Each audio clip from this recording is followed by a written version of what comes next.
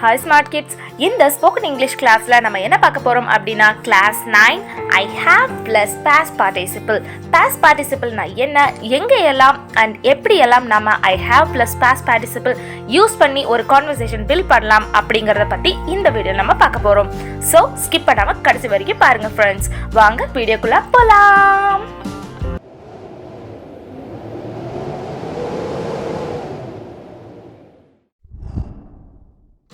I have plus past participle. I have அப்படின்னா என்ன அப்படிங்கிறது கிளாஸ் 8லயே நம்ம தெளிவாக பார்த்துட்டோம். இன்னும் நீங்கள் இந்த கிளாஸ் பார்க்கல அப்படின்னா மேலே ஐ பட்டன்லையும் கீழே டிஸ்கிரிப்ஷன் பாக்ஸ்லையும் கொடுக்குற போய் பார்த்துட்டு வாங்க. பாஸ்ட் பார்ட்டிசிபிள் அப்படின்னா கடந்த காலத்தில் தொடங்கப்பட்டு முழுமையாக முடிக்கப்பட்ட ஒரு செயலை குறிக்குங்க. I have plus past participle எங்கே யூஸ் பண்ணலாம் அப்படின்னா நீங்கள் கடந்த காலத்தில் செய்த அல்லது முடிக்கப்பட்ட செயலை பற்றி சொல்லுவீங்க இல்லைங்களா, அப்போ நீங்கள் I have plus past participle use பண்ணலாம். சென்டென்ஸ் பார்க்கும்போது உங்களுக்கு தெளிவாக புரியும். சென்டென்சஸ் பார்க்கறதுக்கு முன்னாடி நீங்கள் இப்போ தான் ஃபர்ஸ்ட் டைம் நம்ம வீடியோவை பார்க்குறீங்க அப்படின்னா மறக்காம ஸ்மார்ட் கிட்ஸ் சேனலை சப்ஸ்கிரைப் பண்ணிட்டு ஆல் பெல் பட்டனை கிளிக் பண்ணுங்க. வாங்க சென்டென்சஸ் பார்க்கலாம். I have seen her here before. நான் அவளை முன்பு இங்கு பார்த்திருக்கிறேன். இந்த சென்டென்ஸ்ல see அப்படிங்கிற verb தாங்க past participle seenனு மாறி இருக்கு. Next I have done my homework. நான் என் வீட்டு பாடத்தை செய்து விட்டேன். இதுல do அப்படிங்கிற verb done அப்படின்னு மாறி இருக்குங்க. Next I have told you about them. அவர்களை பற்றி நான் உங்களிடம் கூறியுள்ளேன். இந்த சென்டென்ஸ்ல tell அப்படிங்கிற verb told அப்படின்னு past participle மாறி இருக்குங்க. Next I have known about that. நான் அதை பற்றி அறிந்திருக்கிறேன். இதுல know அப்படிங்கிற verb knownனா மாறி இருக்கு. Next I have taken some precautions. நான் சில முன்னெச்சரிக்கை நடவடிக்கைகள் எடுத்துள்ளேன். இதுல take அப்படிங்கிற verb takenனா மாறி இருக்குங்க. I have asked him a lot. நான் அவரிடம் நிறைய கேட்டேன். இந்த சென்டென்ஸ்ல askங்கிற verb askedனு மாறி இருக்குங்க. Next I have given the book to my friend. புத்தகத்தை என் நண்பரிடம் கொடுத்தேன். இதுல give அப்படிங்கிற verb givenனா சேஞ்ச் ஆயிருக்கு. Next I have swam in the deep sea. நான் ஆழ்கடலில் நீந்தி இருக்கிறேன். swim அப்படிங்கிற verb என்னவா மாறி இருக்கு, swam அப்படின்னு மாறி இருக்கு. I have rang the doorbell for a long time. நான் நீண்ட நேரம் கதவு மணியை அடித்தேன். இந்த சென்டென்ஸ்ல ring அப்படிங்கிற verb rang மாறி இருக்குங்க. Next I have gone for lunch. மதிய உணவுக்கு போயிருந்தேன். இதுல go அப்படிங்கிற verb gone மாறி இருக்கு. ஃப்ரெண்ட்ஸ், இந்த மாதிரி ஒவ்வொரு சென்டென்ஸ்லையும் verb past participle மாறி இருக்கும். ஸோ அதை நீங்கள் நோட் பண்ணி வச்சுக்கோங்க. I have passed the math exam. நான் கணித தேர்வில் தேர்ச்சி பெற்றேன். I have sold the blue car. நான் நீல நிற காரை விற்றுவிட்டேன். I have listened to the announcement. நான் அறிவிப்பை கேட்டேன். I have bitten my tongue.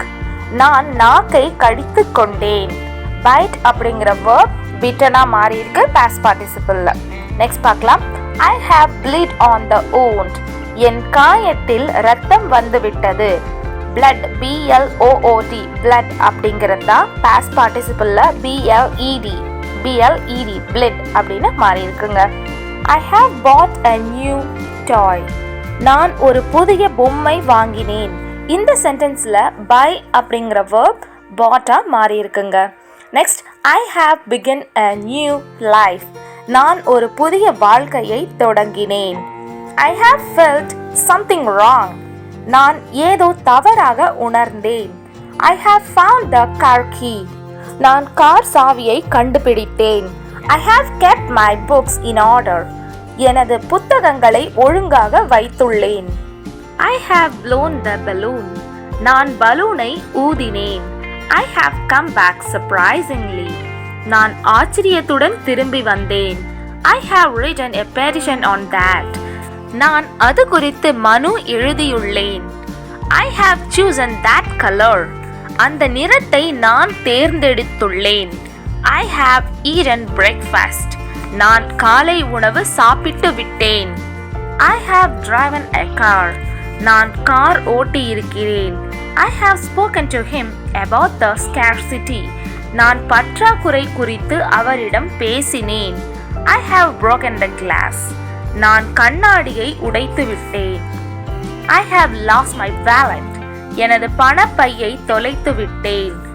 I have taught him good qualities. நான் அவருக்கு நல்ல குணங்களை கற்றுக் கொடுத்தேன். ஃப்ரெண்ட்ஸ், இதே மாதிரி உங்கள் சிச்சுவேஷனுக்கு தகுந்த மாதிரி இந்த சென்டென்சஸை நீங்கள் ஃப்ரேம் பண்ணி பேசிக்கோங்க ஃப்ரெண்ட்ஸ். இந்த சென்டென்சஸ் நீங்கள் தொடர்ந்து கேட்டுகிட்டே இருங்க. எல்லா கிளாஸையும் நீங்கள் ஃப்ரீ டைமில் போட்டு கேட்டுகிட்டே இருங்க. அப்போ தான் உங்களுக்கு இந்த சென்டென்சஸ் எல்லாம் உங்களுக்கு பரிச்சயமாகும். அதுக்கப்புறம் நீங்கள் நினச்சதை கண்டினியூவாக உங்களால் இங்கிலீஷில் சூப்பராக ஃப்ளூயன்சியோட கன்வே பண்ணவும் முடியும். I have woken late. நான் தாமதமாக எழுந்தேன். I have hidden the truth. நான் உண்மையை மறைத்து விட்டேன்.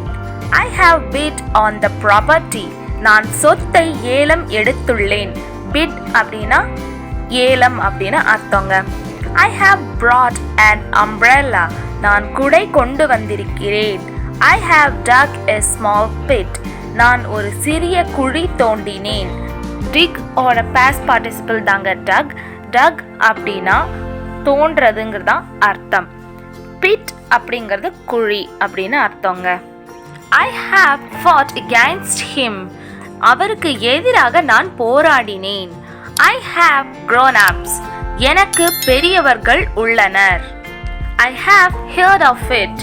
நான் அதை கேள்விப்பட்டிருக்கிறேன். I have left the place. நான் இடத்தை விட்டு வெளியேறிவிட்டேன். இதுவே வீட்டை விட்டு வெளியேறிவிட்டேன் அப்படின்னா எப்படி சொல்லுவீங்க? I have left the house. அவ்வளோதாங்க. இந்த மாதிரி உங்கள் சிச்சுவேஷனுக்கு தகுந்த மாதிரி மாற்றிக்கோங்க. அடுத்தது பார்க்கலாமா? I have held in my mind. நான் என் மனதில் வைத்திருந்தேன். I have met Akash. நான் ஆகாஷை சந்தித்தேன். I have sat before him. அவருக்கு முன் அமர்ந்தேன். I have stood up for respect. நான் மரியாதைக்காக எழுந்து நின்றேன். I have worn this dress. நான் இந்த ஆடையை அணிந்திருக்கிறேன். I have forgiven him for a cause. ஒரு காரணத்திற்காக நான் அவரை மன்னித்து விட்டேன். I made a mistake. நான் ஒரு தவறு செய்துவிட்டேன். I have forgotten about the meeting. நான் சந்திப்பை மறந்துவிட்டேன். I have become a mother.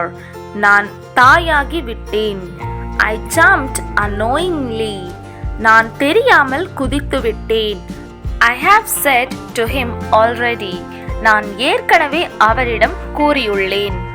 Friends, இந்த ஸ்போக்கன் இங்கிலீஷ் கிளாஸில் நாம் I have plus past participle use பண்ணி எப்படி நம்ம ஒரு சென்டென்ஸ் ஃபார்ம் பண்ணி பேசுறது அப்படிங்கிறத பார்த்தோம்.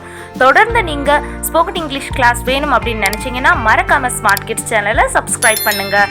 இந்த வீடியோ உங்களுக்கு பிடிச்சிருந்தால் லைக் பண்ணுங்கள், உங்கள் ஃப்ரெண்ட்ஸ் அண்ட் ஃபேமிலி கூட ஷேர் பண்ணுங்கள். யூஸ்ஃபுல்லாக இருந்துச்சுன்னா யூஸ்ஃபுல்னு கமெண்ட் பண்ணுங்கள். அண்ட் தேங்க்ஸ் ஃபார் வாட்சிங்.